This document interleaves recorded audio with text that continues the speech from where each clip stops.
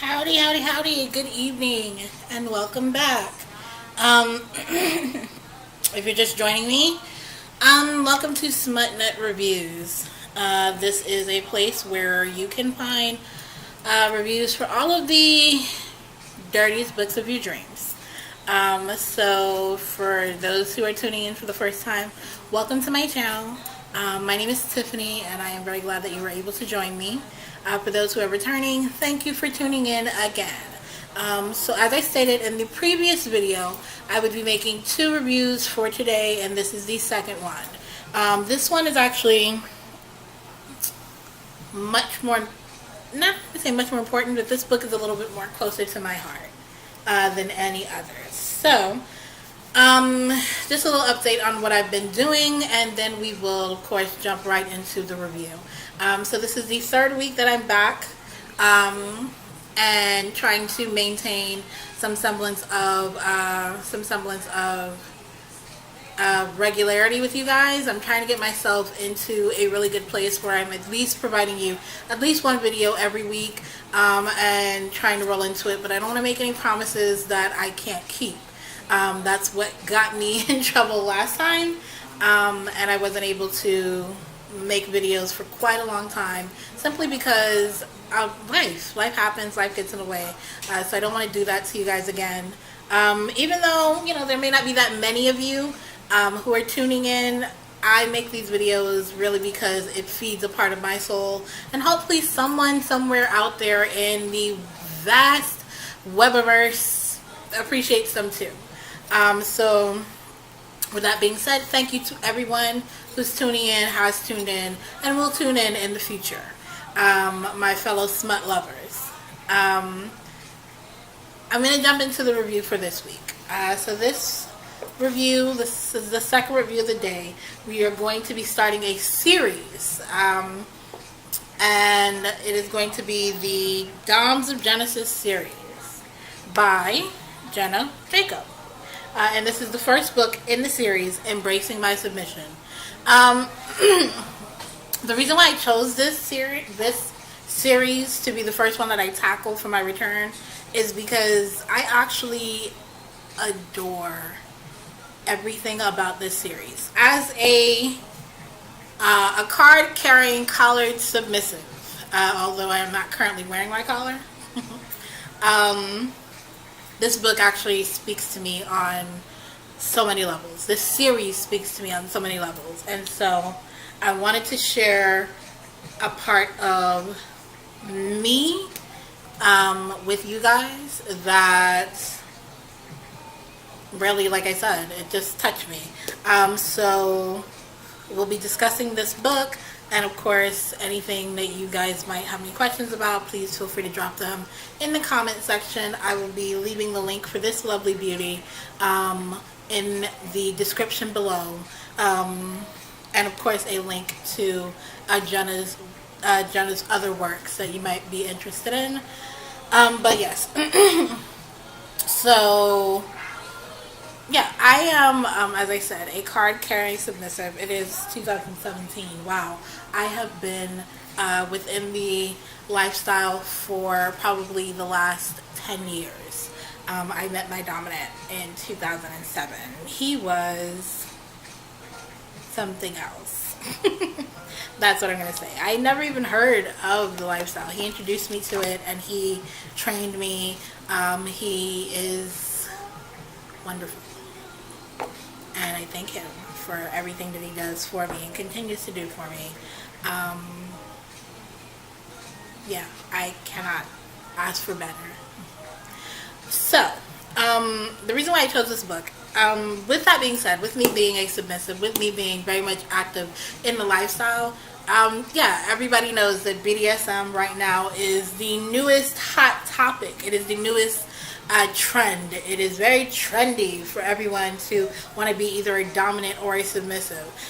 With the onslaught of books like 50 Shades of Grey and anything in that same vein, everybody wanted to jump on this little, bandwagon and decide that they wanted to either write about BDSM or try it out for themselves. And I'm all for people wanting to educate themselves on the lifestyle. I think that's extremely important if you feel drawn to it. What ended up happening though is a lot of people were not educating themselves. They were literally just jumping in to the pool blind, and that is dangerous. Now let me say this. I love 50 Shades of Grey. I think that book was actually really good, really entertaining. I enjoyed it for everything that it was. I was never one of those people that tried to make it something it wasn't.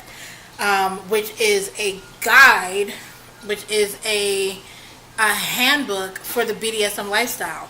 There is no handbook. There is no guidebook. If you are interested in this kind of a relationship, if you're interested in finding out more about it, you really just have to get your hands dirty and seek out like-minded people who can give you good advice and be open and honest with you. And that is why I really love this series. It is probably one of the best representations to me of what a BDSM relationship should be in print. It really is thorough. It is honest. It is open. It helps. If you were going to pick a book and say, I'm going to use this as a guidebook for what I want and how I think a dominant submissive relationship should be, this will probably be your best bet. This series is amazing. It's intensely sexual, incredibly sexual, and yet still very informative, very, very intriguing, entertaining, and lighthearted and fun. It's a lesson, and every book brings its own tale to the story. So I'm going to start with the first book, and I'm sorry, I digress. Let me jump right in. The first book is Embracing My Submission. And this is about Emerald and Micah.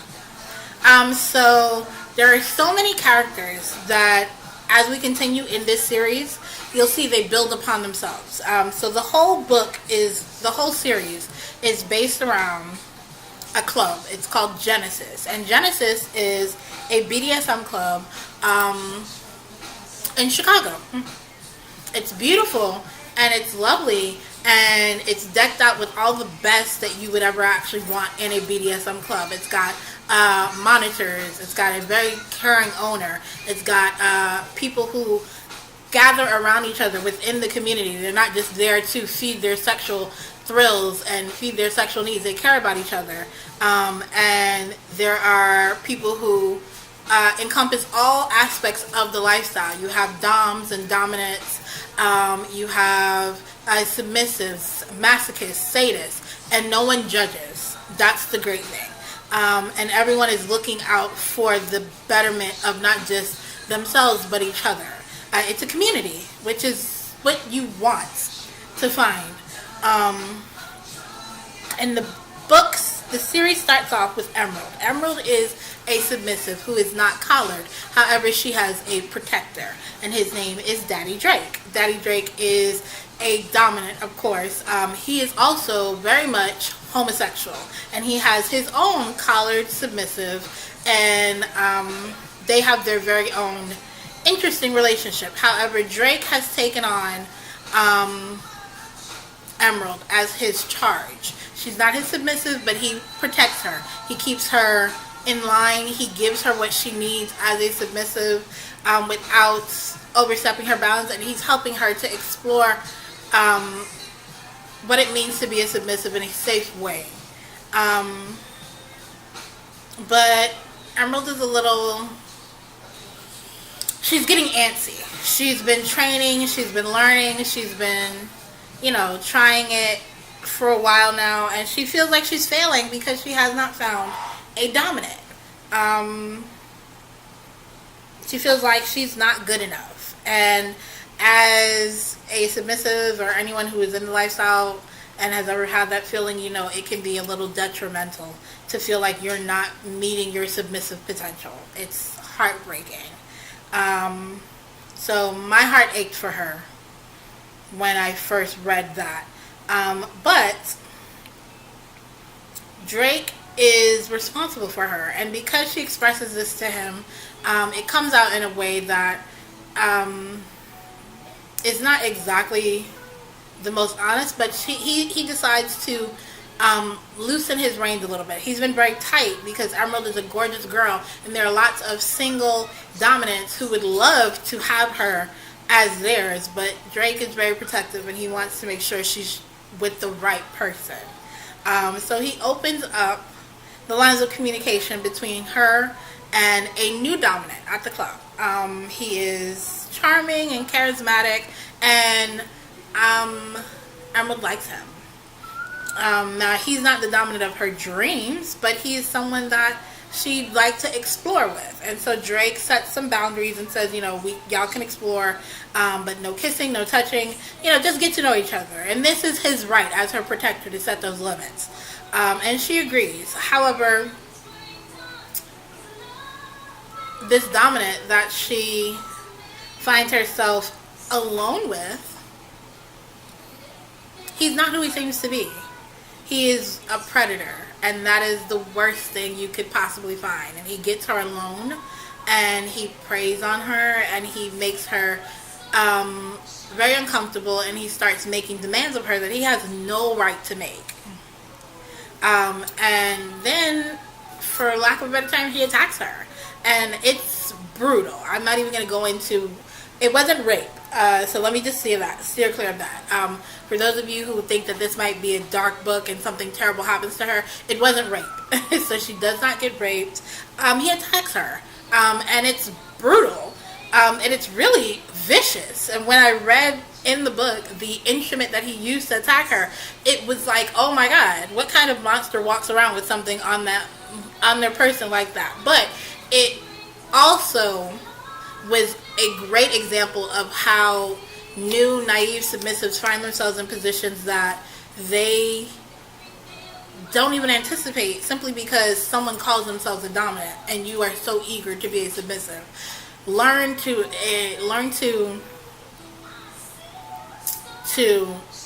heed those inner warnings. Heed those inner warning bells that go off and say, this is not right, and I don't feel comfortable. You have every right to say that. But she's not fully attacked because she's in a huge club that is monitored with cameras and sound and everything. So no one is there to be hurt. The cameras are there to protect. And just as he's attacking her, the security comes barging in. And in barges this man that she literally has seen in her dreams for the last year. He's beautiful. His name is Micah. And Micah is the owner of Genesis. He put this club together. And Emerald has been dreaming of Micah for the last year. Every night. He has come to her in her dreams, and she didn't know that he existed in real life outside of her dreams until that moment. And so she's a little confused and a little dazed as to what exactly is happening. And then he's very, very protective of her. And she's so happy to have found him in real life. And then she finds out that they can't be together. He doesn't want her. In her head, he doesn't want her. Even though after she's cleaned up from the attack, he makes it his business to protect her, because not only is he the owner of the club, but he has an unnatural pull to her. But he refuses to give in to what's calling him, because he was raised under a different set of guidelines, and you'll find out what those are later on in the book. But the fundamentals of how he was brought into the lifestyle prohibit him from pursuing anything with Emerald. And so she's rejected and hurt, and she doesn't know what to do. She's the first dominant that she chose on her own attacked her, and the one that she's been dreaming about doesn't want her. So at this point, she decides she is no longer a submissive. She's going to quit. And so she starts to avoid everyone. She avoids the club. She avoids her friends. She avoids Drake, who's her protector. And she just decides that maybe being a submissive is not for me. No matter how much I want to feel it, no matter how much I want to grow, maybe this just isn't the lifestyle for me, and it never will be. But thankfully, her friends and those at her club who know her well are not willing to give up on her. And so they continue to pursue her and wear her down. And they drag her back to the club, and she sits outside of Micah's office probably for 3 nights in a row. The first night, she just falls asleep. He won't come in. She's sitting outside the office. They deposit her there at his behest. But he doesn't open the door. And so she falls asleep. And then the next night, he drags her back, has her dragged back there. And she flips out. Completely. Everything about her rant and rave is completely unsubmissive. And he doesn't open the door again. On the third night, she's just ready to give up. And she's ready to say, you know, maybe this just isn't for me in any way, shape, fashion, or form. And then she has a dream. And in her dream, it awakens something in her. It gives her an epiphany. And she's ready to accept who she is fully as a submissive. And it's beautiful. And I remember reading this and literally I cried a little bit because it was so wonderful to see or to just watch somebody embrace that part of themselves and fully understand what it means. It was wonderful to read. And so she shows back up at his office again, and this time she's prepared to be exactly what she's supposed to be, the beautiful submissive that she is. And he opens the door, and he educates her on what is happening between them. And I don't want to ruin it for you, because there's a huge twist in this story that you wouldn't expect. There's a lot of backstory. And I don't want to give it away because it's part of what's amazing about this book. But nonetheless, Micah has some very valid reasons for not pursuing Emerald that you can't blame him for and you can't knock him for. And although she feels like they should be together, she feels like they are meant to be together, he's going to stand strong and fast and true to his beliefs. And so he apologizes to her and he tells her that he wishes things could be different, but they can't, and that him and her will not be together. And it's heartbreaking. Even now when I think about it and I remember it, it kind of brings a little bit of a tear to my eye because it was really sad that they couldn't be together, at least in his head. And so she can't do anything but accept what he's saying. She can't force him to be with her. And so he apologizes to her, tells her that it's his own shortcomings and that it'll be his detriment that he will walk the rest of his days having to watch her be loved and nurtured by another. And it's so heartbreaking. But it's what he believes.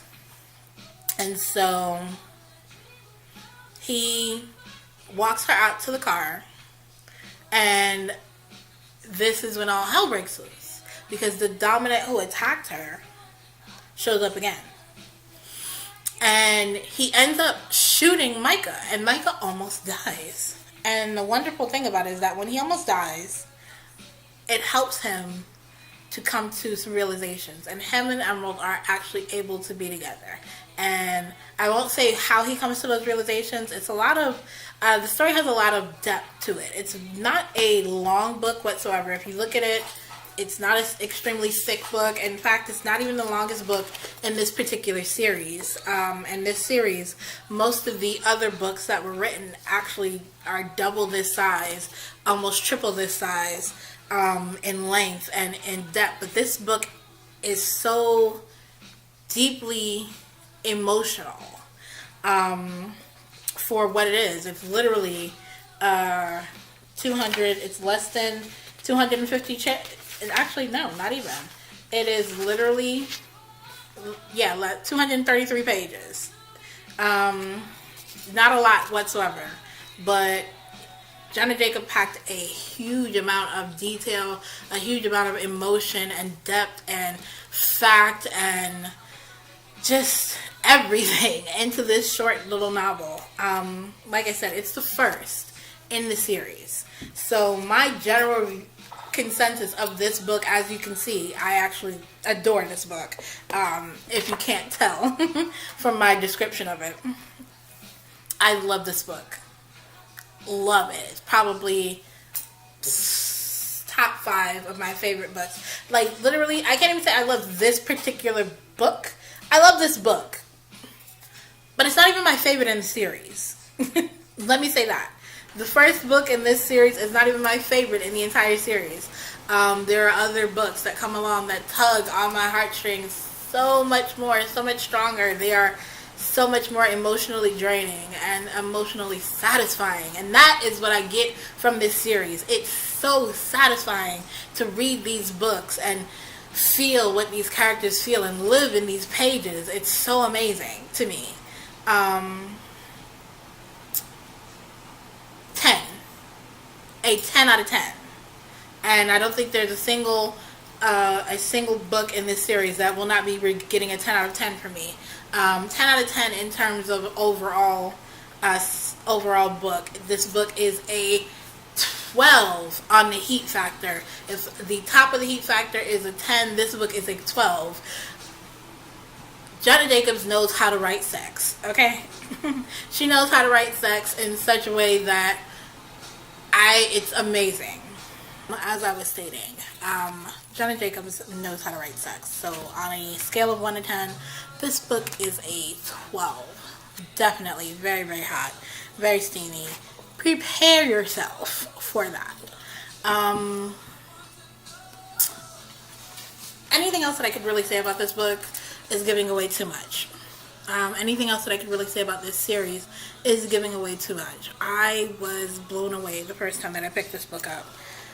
And I was pleasantly surprised. There are characters that are lovable, characters that you're going to grow to hate. This is just the first installment. I believe that at this point there are like 7, maybe 8 books and a couple of novellas in between. I have them all. Like I said, if you're going to be interested in the BDSM lifestyle, if you're interested in anything like that and you need something that's going to give you a guide, these are fictional characters, but they are the closest representation to what I believe should be a BDSM relationship than anything that I've ever read about. And I read a lot of this dirt, a lot of this smut. I was very grateful to stumble upon these books.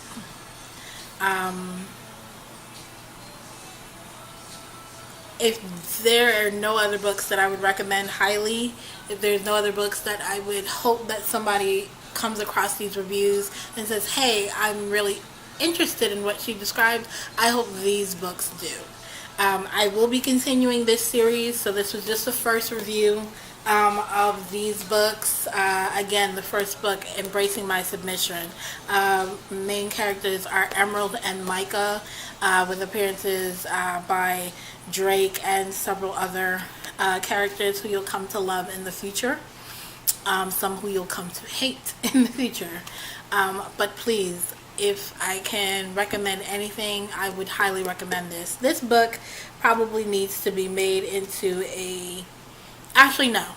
Because I don't think there's ever going to be any way for this book to be as in-depth, as sexy, as informative, as educational, as erotic, as wonderful as it needs to be with people playing these characters. So this is probably one of the only books that I actually hope they never ever make into a movie or a TV series. It will never do it justice.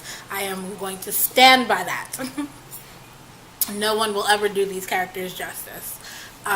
With that being said, though, if you follow my my Instagram, SmutNut429 on Instagram, I actually have attempted to put faces to names I will be reposting my pics for Micah and Emerald, aka Juliana.